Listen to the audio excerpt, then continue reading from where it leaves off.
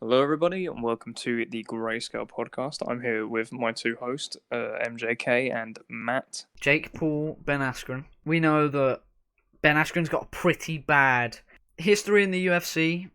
We know he's an Olympic wrestler and he had a pretty good run in ONE FC. And we know he's more of a wrestler. And now he's decided to partake in a sport where striking is the main thing, which is boxing. And Jake Paul, we know he's quite a good striker now, I would say. Like, he's had a lot of experience. I wouldn't say he's a good striker. I'd say he's a decent amateur boxer. No, I'd say he's a good amateur boxer. I don't believe I don't believe he's a good striker. Yeah, there is the argument that he hasn't fought anyone. Compare him to Ben Askren. I will say, from what I've seen, ever knocked someone out for a strike. From what I've seen of Ben Askren on pads, Ben Askren is not to the same striking ability of Jake Paul. Yeah. But when is the fight? I don't know. I think it's this month, no? April? 17th April. Yeah, so 11 days. Ben has a lot of time to improve, and plus we don't know when those videos of him hitting pads was actually recorded. I don't think Ben's going to come out with his fucking floppy, weak old man hands on the night. I do think he will come out. He will come out, maybe not precise, but he will come out fast and he will come out hard. Yeah, I mean, he does have a good chin as well, I think. But whenever he does get flustered or anything like that, he does usually resort to a takedown. And when he can't go to a takedown, he's just going to be taking shots. And I think it might be ropes for Ben. I think Jake will. I think he'll win. I will say we've got to also look at Jake's history in fighting. Jake has had 3 fights. He fought Deji. Deji has actually so far been the only person to go more than 1 round with Jake Paul, which is really depressing to think about. Yeah, and we also know it's comedy. It's comedy shorts. Yeah, gamer. We also know it was. Everyone says it was half-assed when he trained, or he didn't train enough. And so if that is the case, then I think Deji.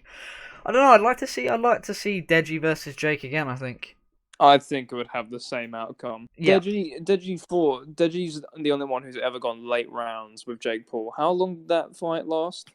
I don't know. I know they threw in the towel, right? Yeah. I don't know. I think it was late. I think it was like 4 rounds. Yeah. 4 rounds, yeah. Was it 4 out of 6 or 4 out of 9? I think it was 6.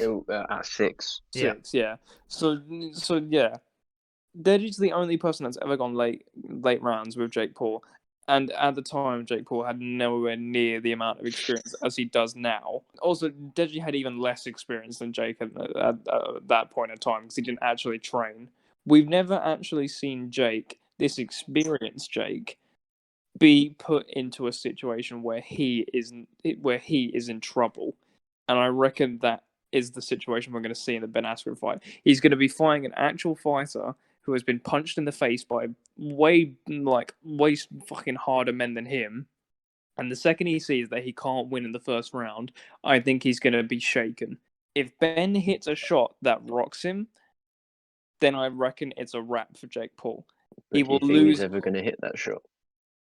Yeah, that's a good point. I think it's possible. I think it's possible. I think Jake has reach. I know Jake's taller than Ben. I think he'll use his reach, and I think he'll stay out of the pocket. The height difference isn't that big of a deal. And if you watch the face-off, you also got to remember, Jake's wearing I'm pretty sure he's wearing like Timbs, and Ben is wearing flip-flops. Yeah. There's going to be a height difference there. It's more reach. They're both near. I think Ben's 5'11" or something in the high 5s, and Jake is, I think, 6. No. 6'1". Jake is not 6'1". I remember KSI and Jake Paul after the Gibb fight. They was in the ring together. Do you not remember that? They were quite similar heights. I think he's definitely 5'11". That's a good point. Yeah, JJ's not even 6 foot. No, I think he's like, I don't know, 5'10", 5'11". And you saw him, when he fought Joe Weller. Joe's 5'9", isn't he? Joe's not that tall. No. Yeah, and he was only a few inches on. He only had a few inches on Joe.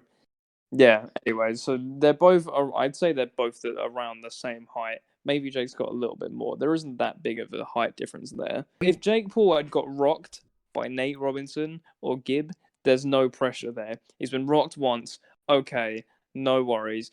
I'm not fighting someone who has ever who has ever rocked someone on at any point in their fight career.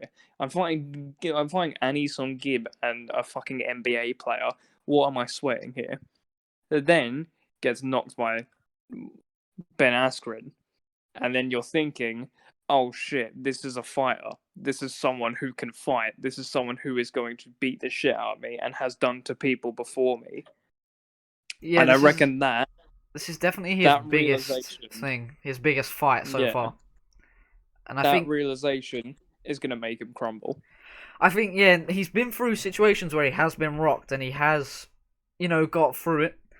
So this will definitely show if Jake can put someone with a good chin away. Yeah, I think it's definitely his biggest challenge. I think if he wins, and if he does fight KSI after that, I think it'll be ropes for KSI. I do. At Jake's current rate right now of improvement, from the Gibb fight to the Nate Robinson fight, from how I've seen him on pads recently, he is progressing at boxing way faster than JJ did when he was training for Logan Paul. I don't think JJ would win that fight. The only thing JJ's got on Jake Paul is height and power, and that's because of his weight at the time. At the time of fighting Logan Paul, he's going to have to cut. There's such a small difference in height between the two that I don't think it would make a difference at all. Yeah, but I'm just saying that I'm just pointing out everything that there is, because there's not a lot. He would have power over him, but that was only because of his weight during the Logan Paul fight, and chances are he's probably either going to have to cut or Jake Paul's going to have to match his weight. And if Jake Paul matches his weight, he's going to have just as much power, if not more, considering his experience. But if JJ has to drop weight, he's going to lose that power, and he's going to have nowhere near the amount of experience that Jake Paul's had. Plus, JJ's had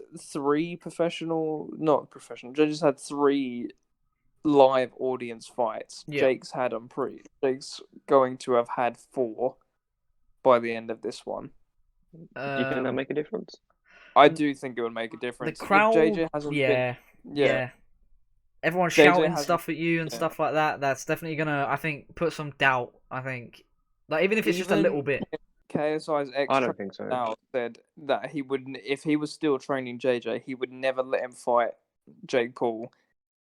Right, at the current level that he is, he would have him make plenty of more other fights before Jake Paul, like professional fights, and then he'd go for it. JJ's been out of the fight for nearly over.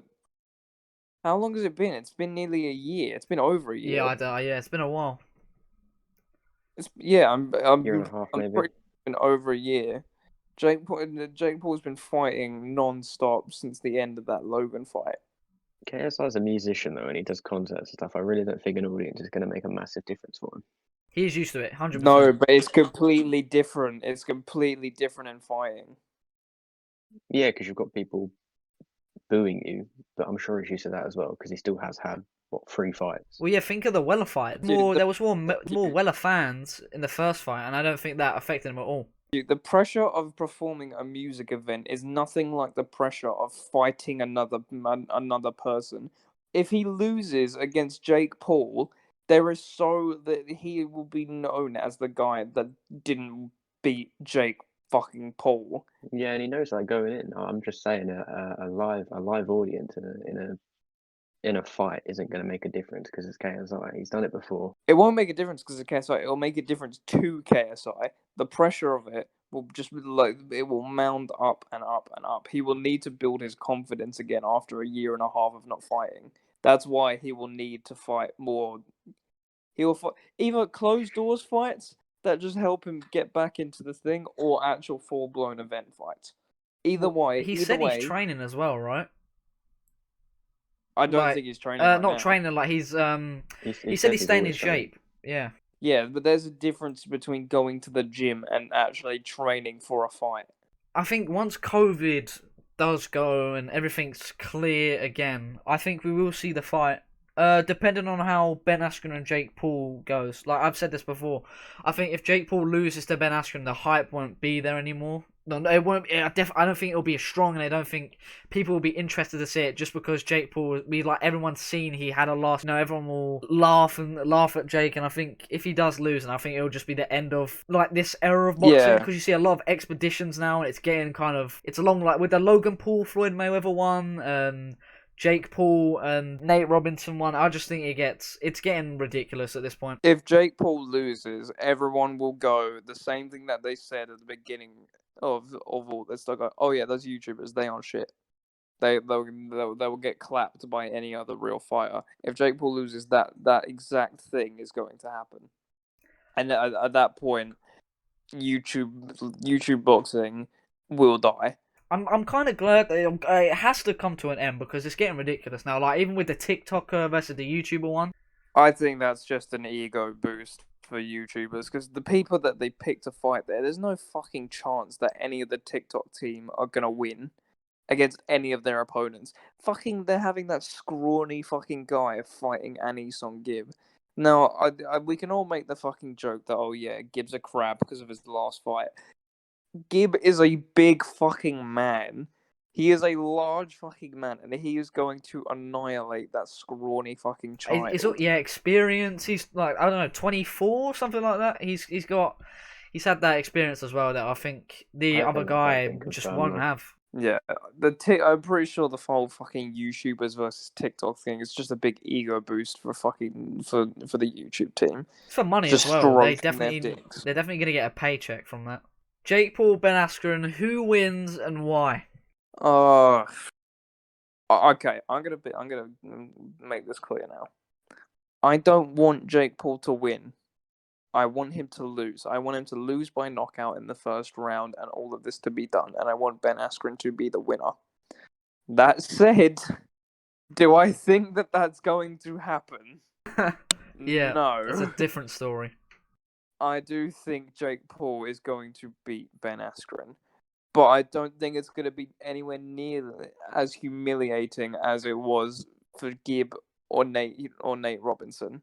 Because those two got fucking... I don't even think there's a word for it. Well, they were memes, weren't they? I don't think people can really meme on a legitimate fighter when, he's had that loss to Masvidal and there was that bit of like, oh, he's not very good, but I don't think they can meme a genuine fighter like Ben. I think they can, and they probably will. Yeah. But to be fair, though, Ben can take it, because Ben has been in that situation before. Ben has had the entire UFC community coming down on him just for existing. I'm sure some fucking Jake Paul fans aren't going to be the death of him. I think that's the biggest difference between Jake Paul's previous fights. It's the punishment that Ben will be able to take, and also just his experience. He'll be able to stay a lot calmer than anyone else can because he's done it before. That's the biggest difference here. Everyone else has been a fucking sponge who doesn't know how to defend. Ben, although he's not very experienced with striking, he's a wrestler. He goes down, gets takedowns, all of that. He's still used to getting punched in the fucking face. How does he win? Is it just straight knockout or a decision? I say it goes to decision. Yeah, I can't see Ben Askren getting knocked out by Jake Paul or getting TKO'd. Okay, Matt. What about you? I think the fight will be stopped. Well, you reckon someone throwing the towel? Like a either throwing the towel or the ref will stop it. The ref will probably stop it. I bet in the second round. I think Jake Paul's got it. That's quite. I could see that Jake. Yeah. If it goes past maybe round 2 or 3, then I think we'll see if he's Jake is fit enough to throw the same strike. There was a statement I heard getting thrown around that the fight is entirely dependent on the first round and who holds the momentum. Ben Askren's been fighting for I don't know how long, but a long time, and he's only ever fought properly on the floor. And I don't think how long he's only had 8 weeks to train or something, and I really don't think he's going to learn to box like a boxer. I will also say, Yeah, regardless of the outcome, they gave Ben Askren 8 weeks to fucking train to learn boxing against Jake Paul, who has been doing it since like 2018 or 2019. It will be like ingrained in his head that when he's taking punishment to try and get that person on the floor, and I almost feel like he's gonna have to fight that while in the ring, and it's probably gonna get in his way. I don't think that'll be too hard to adjust to. I think he'll understand that he can't go for takedowns and that he'll have to. But that's his career. That's what he's been doing for probably decades. Okay, I think I want Ben to win so much. Like, I know the whole MMA community's riding behind Ben. I want him to win. I don't care how he wins. I'll happily take a decision. But I think Jake will win. I think round. If it goes past round, I think Jake Paul round 3. If it goes past round 3, then I think Ben's gonna win decision. If it doesn't go to decision, I reckon it will be TKO by round 4. And I know I did just say I can't see, Jake Paul getting a TKO on Ben Askren. More I'm thinking about it, with the hands that Jake Paul has thrown in his last 2 fights, anything is possible. I know he's got a really strong chin, Ben. It was like a compilation of Ben Askren just taking punches to the face, and it is mad how much he can take and like just he's got a big fucking skull. Of course he can, just hitting bone. What I will say, I know Nate Diaz actually wants to fight Jake Paul as well, and I think that would be ridiculous. That would 100%. Like, even if it is just boxing. Nate Diaz. It's Nate Diaz. And if people think Jake Paul can beat Nate Diaz, there's no hope for you. That's ridiculous. Like I said, it all depends if Jake beats Ben. You don't give one fucking wrestler 8 weeks to learn boxing, and then if you win, you go and fight Nate Diaz, one of the 3 people now in the world who have ever bested Conor McGregor at his own sport. You will die if Jake Paul even thinks about fighting Nate Diaz. Jake Paul will suffer long-term injuries. It will be interesting to see. Like, if Ben wins, I think it's over. I wouldn't want to see KSI versus Jake, because I know everyone's gonna say, like, even people are saying it now. KSI has said it all the time. They're saying, like, they don't think Jake deserves it because now Jake wants it, and when KSI wanted it, Jake didn't want it. So I think if he does lose, then I think it will be the end of YouTube. Yeah, no, exactly. Jake Paul is such a fucking slimy scumbag. When JJ was actually first asking for the fight, he ran and he hid like a little bitch. And then when JJ's done with it, he's put the gloves down. He's moved on to his music career. And while Jake Paul in the shadows has wormed his way up to higher than fucking JJ's boxing level, he's like, yeah, what now, bitch? Now let's fight. You're playing a video game and there's a boss. And then you just say, no, fuck that. I'm going to do all of the side quests in the game and then fight that boss. It's very impressive how he has wormed his way to the point he is now. I think if he does win, we will see KSI fight Jake Paul. And if Jake wins there, I think it will be scenes. It will be scenes. I think everyone will act differently. They won't be able to chat shit or anything like that about Jake because he beat our guy. So, I don't know. I think it will be interesting. We will still call Jake a bellend, because at the end of the day, no amount of fights that you win can change the fact that you are a bellend. Look at Conor McGregor. Everyone thinks he's a bellend. He punches old men in pubs. He's one of the best fighters in the world, but he's a fucking knob, and he's a bellend, and no one likes him. A lot of people like him for his fighting. No one likes him just for him. I will say as well, KSI could easily fuck off YouTube, fuck off boxing, stick to music like Joji did. Because his music career is actually quite successful now. He's got like 8 million monthly listeners on Spotify. He's actually banging out decent music. So I think he could easily leave. The charts. Yeah, he could easily leave YouTube and boxing and say, no, I've got music. That's me. That's it. So I think it just shows how dedicated he is to his craft and YouTube and boxing and all these different things. He was on fucking Bake Off. He doesn't need to fight Jake Paul. When you're on Bake Off, you don't need to fight Jake fucking Paul. I just it'll be very interesting to see. I won't pay for it because I'm not a fucking pussy. I'm not an idiot. I will definitely be interested in the fight though. I pray Ben wins, but if I'm being realistic, it's Jake all day. It pains me to say it, but if I'm going from my brain, and not my heart, then I see Jake Paul either winning in the 4th round by TKO or winning via decision. We can move on. Let's talk about the game we fucking despise. We fucking still play it, but it's so annoying. Stupid fucking game. Dumb fucking idiot monkey brain fucking For Honor. Stupid For Honor. developers. New testing grounds, people getting changes. Not really the people that should be getting changes, but people are getting changes nonetheless. But yeah, Matt, what do you think about the test grounds and people that are getting changed? Good for PC. A lot of the changes were probably needed for people when you're playing PC, but it's a different game on console, and a lot of it is going to be very negative for players on console. I do think there's a giant problem with the game, but I get that they said that they're not doing separate balancing for PC and console, but at the same time, I really don't understand why, because it's not balanced on either side. They have said that they're not going to split the servers or something like that, right? Because they just want to keep it. They said they were never going to do separate updates.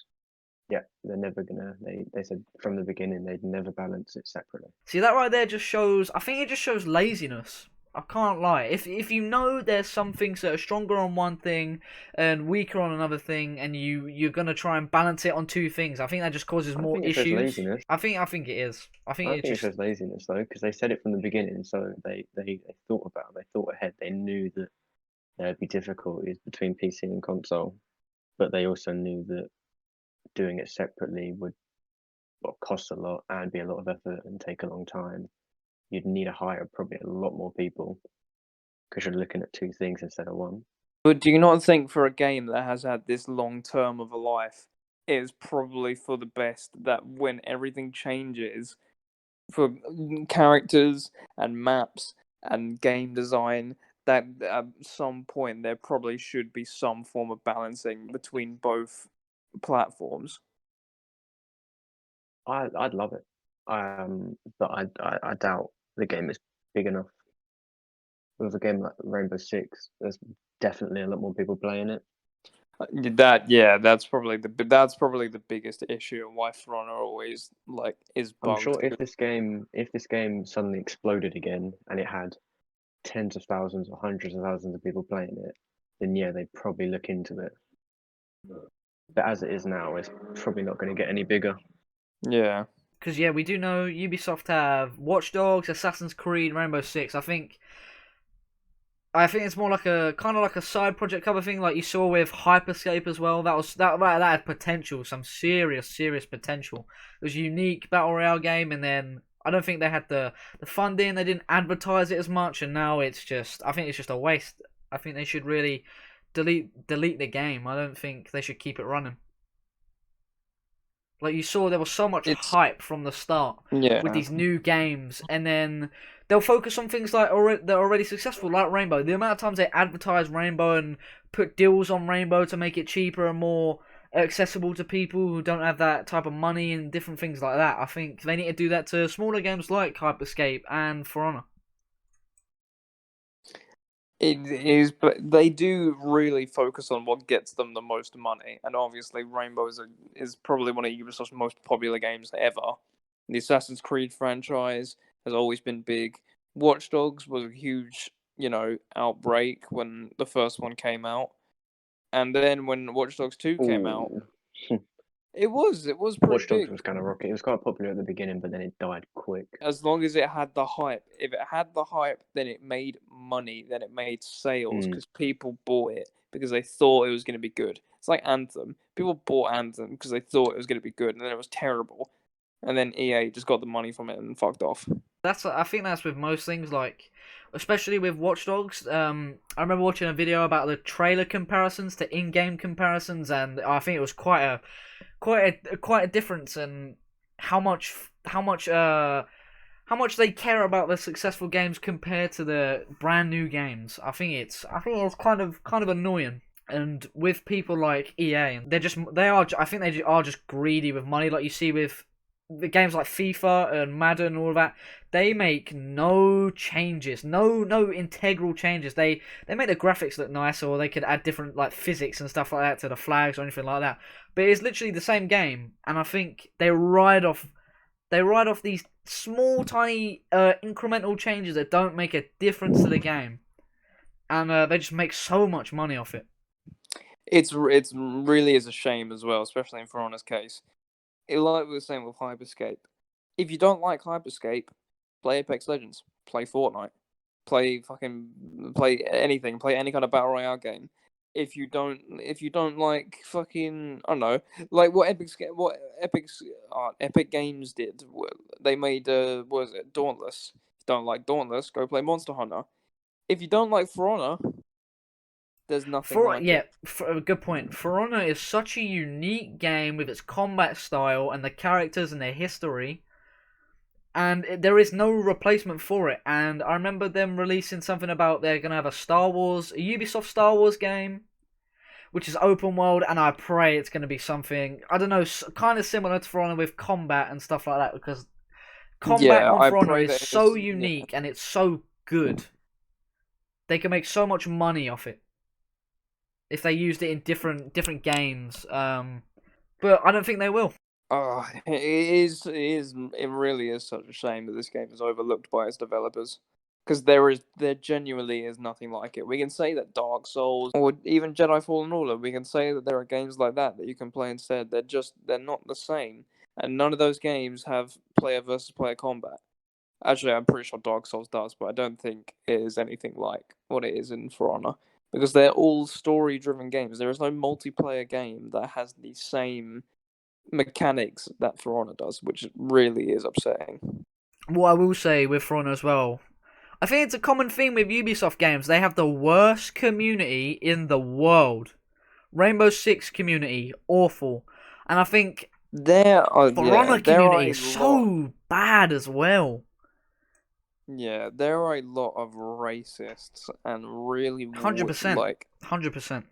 bad people who play this game. I could probably load up into a duel or a brawl right now, and I will at least see a swastika. Yeah, we're lucky we're not on PC. Yeah, because they have text chat in there. They do. And that's true. We play console, so we don't have a text chat. All we can do is spam "good fight" and "wow" in chat.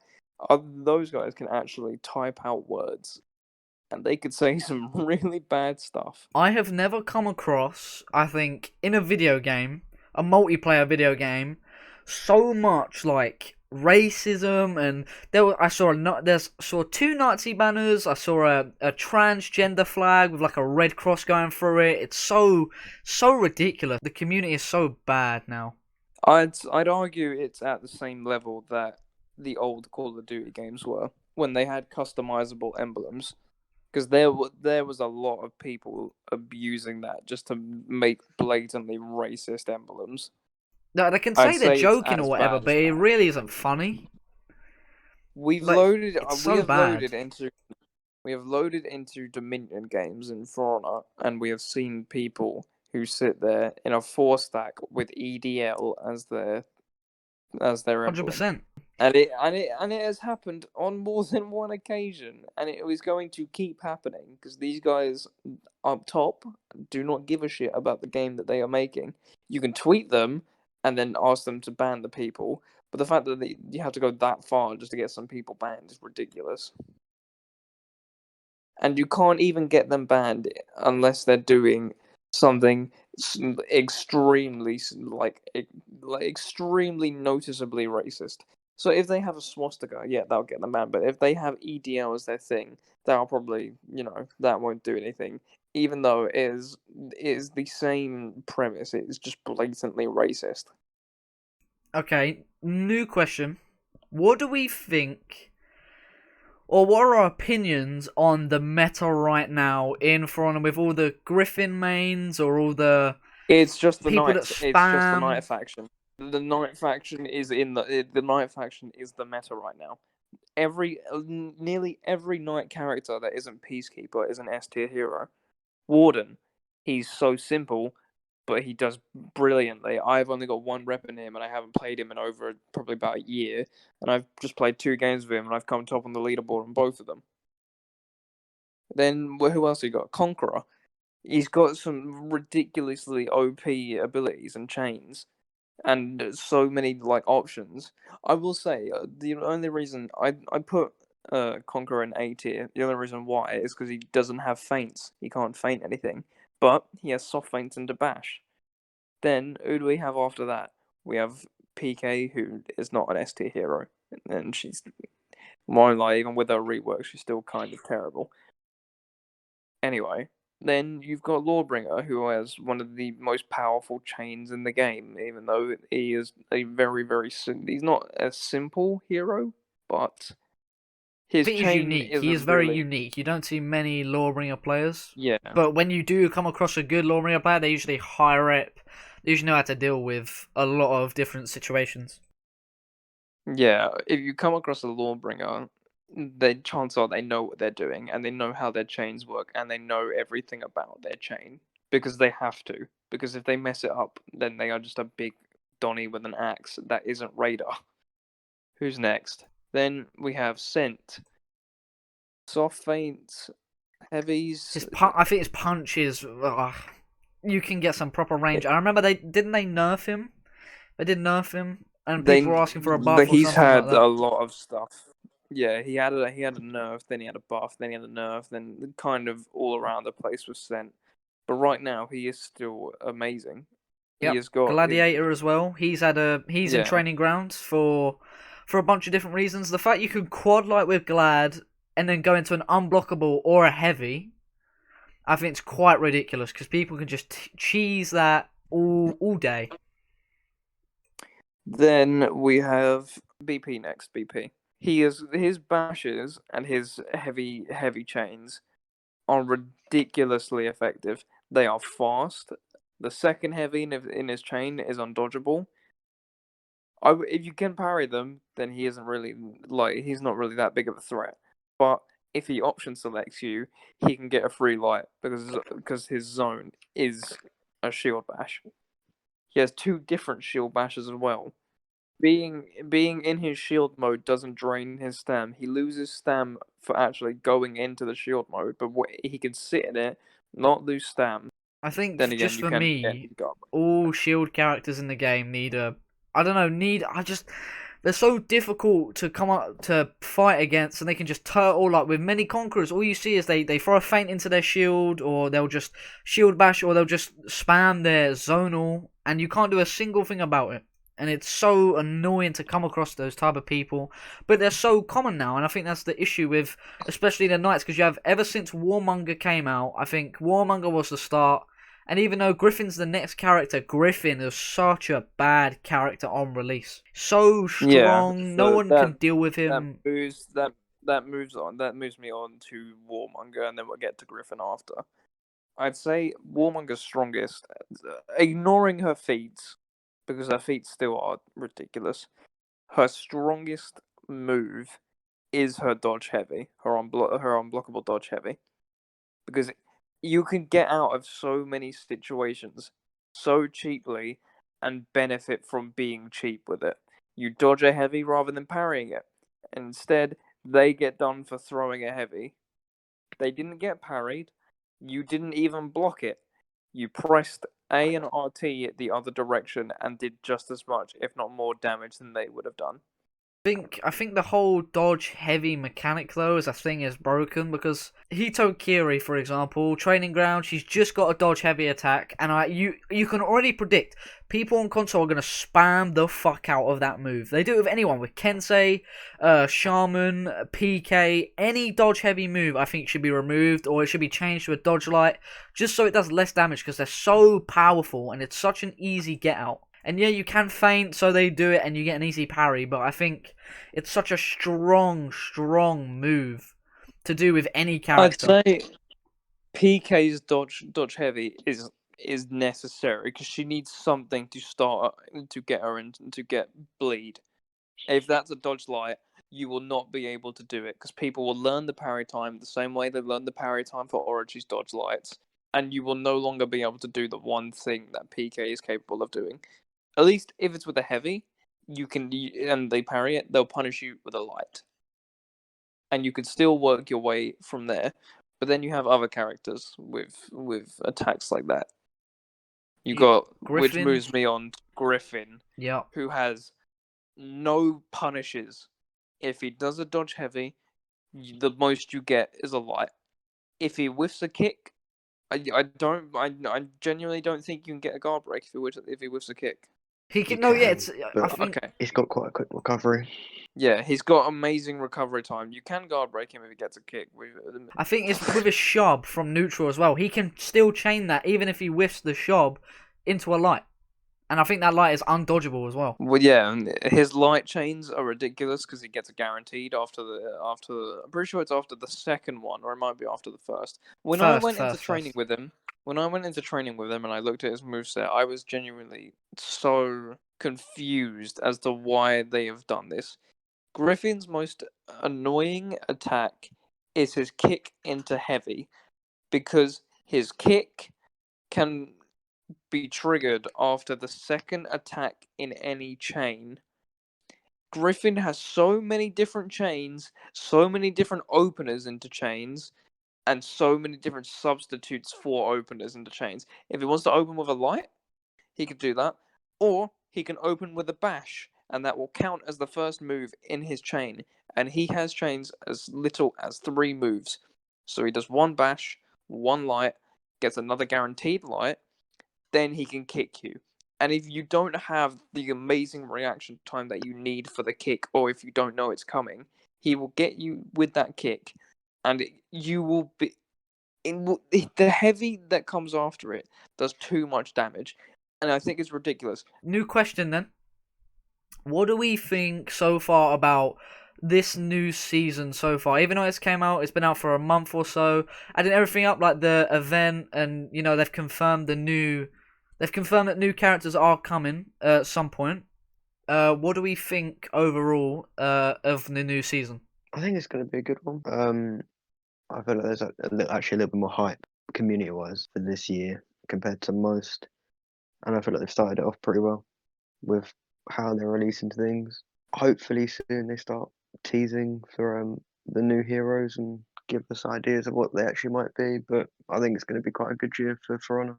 I'm very happy that the new heroes are going to be not knights, because chances are, if they do release like Warmonger or Hell Griffin release, then at least we'll have another overpowered character on each faction, and we ignore the Wulin because the Wulin fucking suck.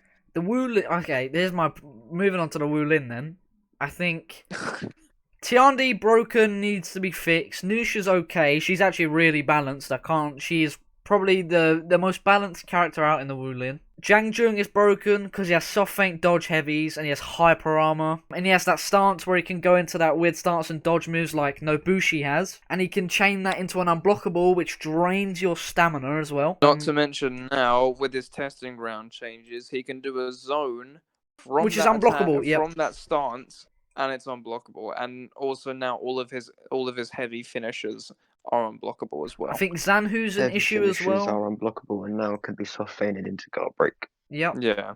Zanhu, I think his zonal as well. Zanhu's zonal is so annoying. Shaolin's okay. Unblockable lights are really painful.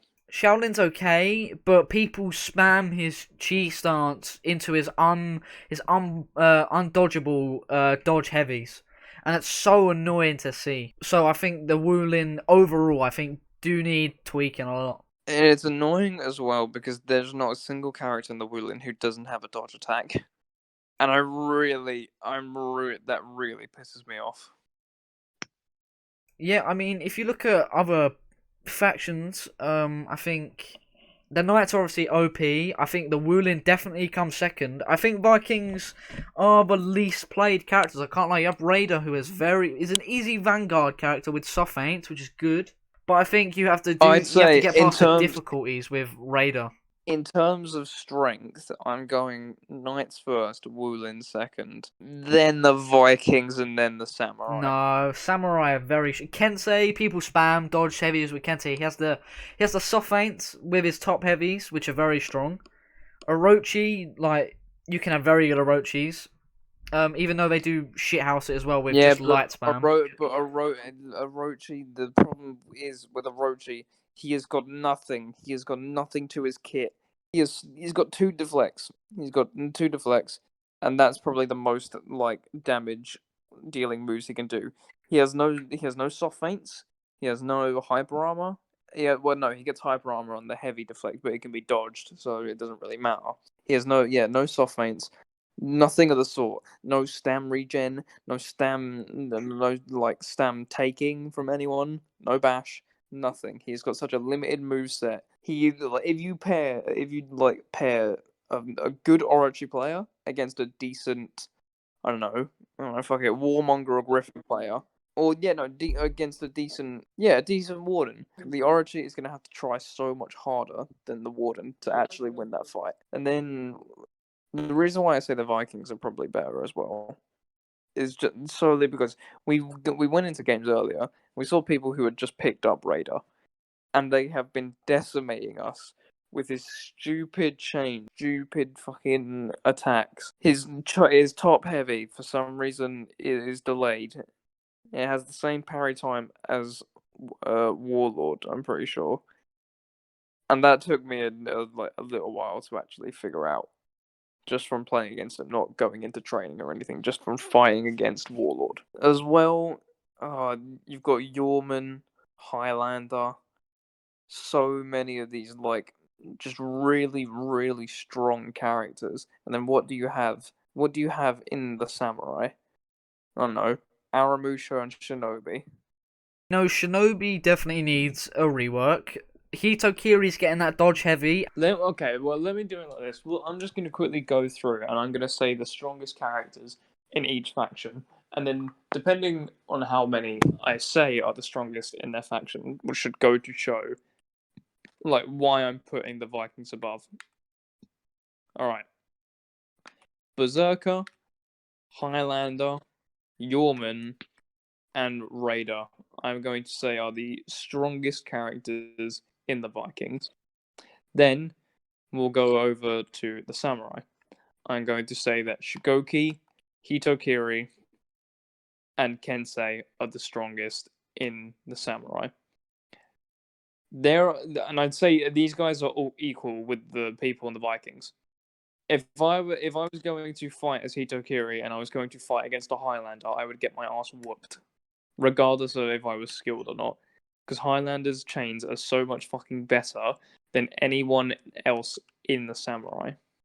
Fair. That's fair. I did forget about Highlander. I can't lie. The fact that Highlander is still not getting a rework, it baffles me. And Griffin as well. Yeah. It baffles me so much. There are 3 characters who I think are in desperate need of changes. Maybe not full reworks, but just fucking changes. And yeah, it's Griffin, Highlander, and Shinobi. Griffin and Highlander need a nerf. I don't care what they do, just make him not as fucking reliable in any situation ever. Oh, what's that? I'm getting 2v1 ganked. Oh, it doesn't matter. I'm a Highlander or I'm a Griffin. I'm fighting against someone who does a lot of feints and is just better than me at the game. Oh, it's fine. I'm a Griffin or a Highlander. I have got so much hyper armor and I've got so many options to my kit that it doesn't really matter what he does because I will find some way to worm my way out of it. Do something to fix that and give Shinobi something to actually fight with. I think all Shinobi needs is a stamina buff and a health buff, and I think he's okay. If he had an RB or RT chain, that would be nice because then that would, it would be the same as playing. It would be similar to playing as Orochi, but you have more other options. You have a nice option to feint into a guard break and then get some heavy damage. Or feint into guard break and then do your whatever the fuck attack it is. My Hero Fandom. Boom. Garbage. Okay. Terrifying. Before we start on the My Hero Fandom, be sure to like and subscribe. Thank you very much. Now, My Hero Fandom. what is the problem with the My Hero fandom? Herb. The problem is the people. So when you think of someone who watches Dragon Ball, what do you think of? I think of a grown man saying, "Can he beat Goku?" Though that's what I think of. Yeah. When you think of Naruto, when you think of the people that watch Naruto, what do you think of? I think they're mostly our age. I can't lie. I think they're just maybe older teenagers. I'd say they're older teenagers above. But when you think of not their age, the kind of people that they are. Yeah, I mean, they're down to earth. I think they are quite cocky just because they have finished 720 episodes, and they do say, Naruto is one of the big free anime. Well, I will agree with that, but yeah. But I think they're regular people. Yeah, they're pretty normal, Yeah. Then what about Attack on Titan fans? Oh, see, Attack on Titan gets a bit techie. I think they're normal, but there are some people who are. The fact they're arguing over. There are a few bad eggs. The fact they argue over certain things is just it does get under my skin. Okay. Now, what kind of people comes into your head when you think of My Hero fans? Yeah, I understand what you mean. Yeah. You think of whenever you think of people see... you think of people who attend cons. Yeah. With cosplays 100%. With leashes on. Whenever I see a My Hero fan, they're usually wearing cosplay or doing some really weird shit. And especially when it comes to the show itself, the fact that you're sending death threats to the mangaka for not making a character gay, it's so wrong on so many different levels, and they still defend it. By no means am I shitting on the anime. I really enjoyed the anime. I've seen seasons 1 through 4. I haven't started season 5, and I don't think I'm going to, mainly because I really do not want to associate myself with the show because of the other people that watch it. It is a really, really good show. I fully encourage people to check it out. It may seem a bit weird at first, but it does It is shonen done right. It is basic shonen done right. You'll get people that don't like it, they think it's cringe, and they're people who are like, oh, but quirks are a really bad power system, or some weird shit like that. Just ignore that and watch the show for what it is, and you will enjoy it. You will enjoy it, but then you'll want to see more of the things you like. So you look it up on like TikTok or YouTube or Twitter, and that's when they've caught you. They've grabbed your foot. They're dragging you into the fucking swamp, and now you're gonna have to look at gay fan art of all your favorite characters everywhere you go. Yeah, the My Hero fandom as a whole, it's really difficult to make myself part of that show and part of the fan base just because of how, I guess, odd they are. Yeah. It's just the fact, it's bad when you can name like multiple occasions of when you've seen something that has been disturbing from a certain group of people, and there has been so much that the My Hero Academia fandom have just I don't want to say gotten away with, because it makes it sound like they're doing like really bad things, like it makes it sound like they're committing crimes, but they're not. They're just being really, really fucking weird people. Like, they're just being really, really fucking weird. Well, you said today that they've moved on to a different show or a different sort of style. It's not anime, it was Marvel, right? There's a new wave of fans of the series that are just coming everywhere. I think it started with My Hero, and then I think they diverted all different places. I think most notably, they diverted to different animes like Haikyuu and Hunter x Hunter, or Hunter x Hunter. I don't know if people pronounce the X. I don't know. I didn't watch the fucking show. But yeah, they went to those shows, and then it started getting weirder because they started going to like live action shows.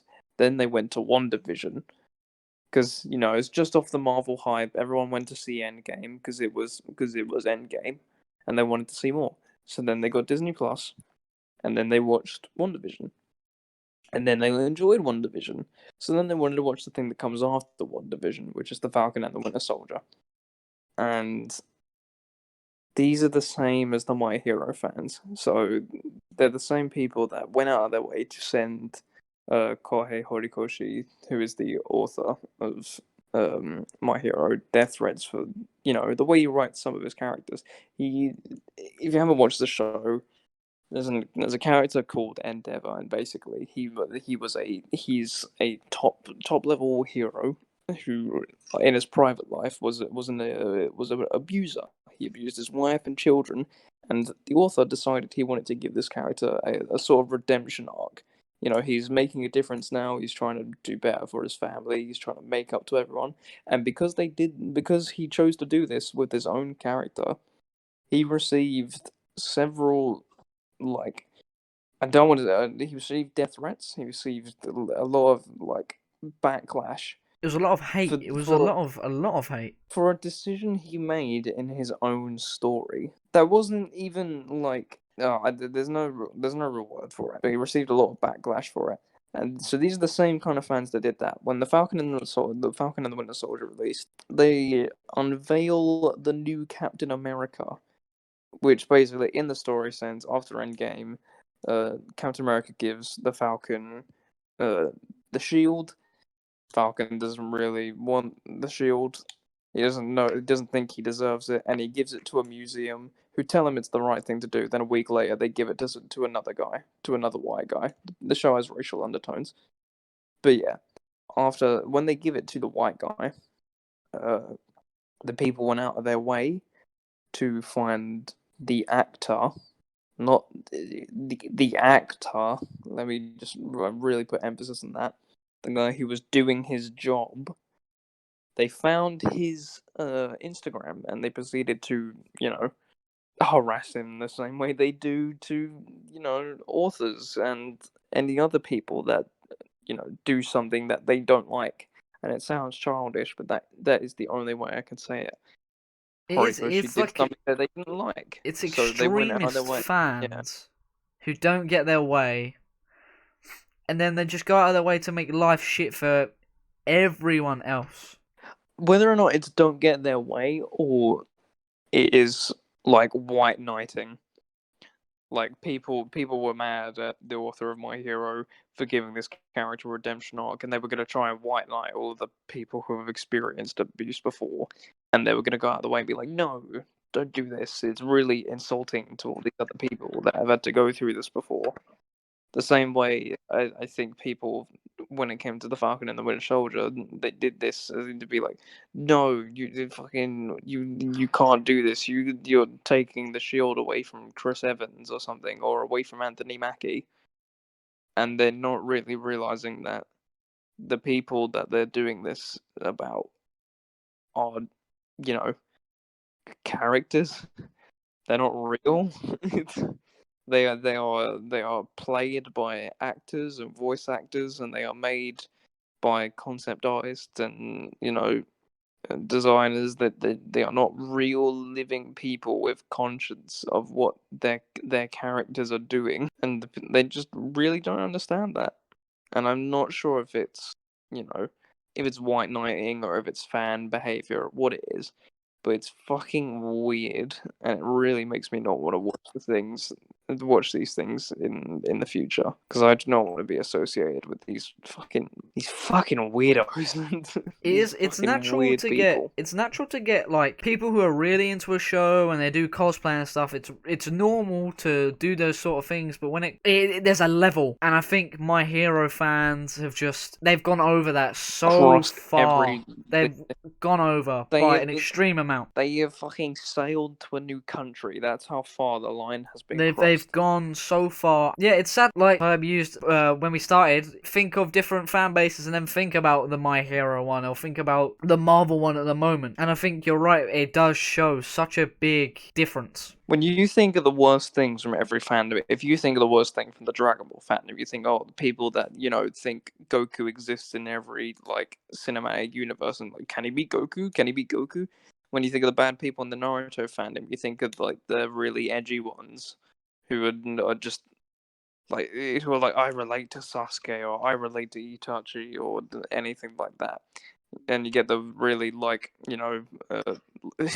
misogynist ones who are I fucking hate Sakura for being a woman. Yeah. And then you get, bad people in the Hunter fandom, they will simp for a literal pedophile. But then you think about the My Hero fandom and the worst things from that, and the list is so fucking like big and so bad. I feel like everything should be covered in like everything should be underlined in bold because it needs to be recognized at how weird this fucking shit is. Just to name a few that I've seen like in recent times.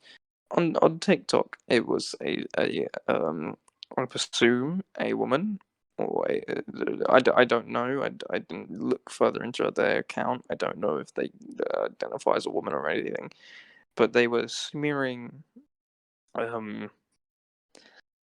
fluid from the the down there lady part. It was and period it was blood. red. Yeah. And they were smearing it all over a poster of Bakugo, a character from My Hero. And I saw that within the last 2 weeks. And My Hero's been out since, I think, 2014. And yeah, they've just released their 5th season, I think 2 weeks ago. Yeah. Why did she do that? Because she's fucking insane! It's because she's weird, that's the point we're getting at. The fandom is so weird. And that's like a 15-year-old kid as well. And another thing as well... What point is she trying to make? That the fucking people that watch this shit are weird, and that's why I don't want to watch it anymore. No, what's she trying to say? Why is she doing that? We don't fucking know, because she's weird. Right.